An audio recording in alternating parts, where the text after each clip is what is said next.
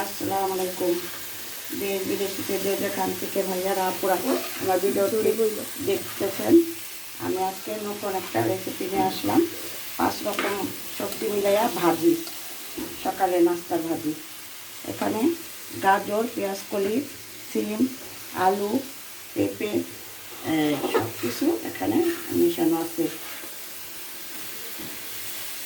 সব কিছু এখানে মেশানো আছে।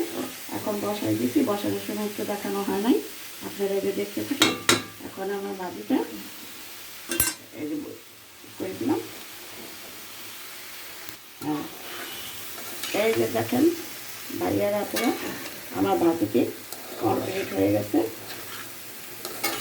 এখন ভাজিটি আমার আপনারা লাইক কমেন্ট শেয়ার করে দিবেন। আপনারা যে যেখান থেকে দেশ বিদেশ থেকে দেখতেছেন সবাইকে আসসালামু আলাইকুম।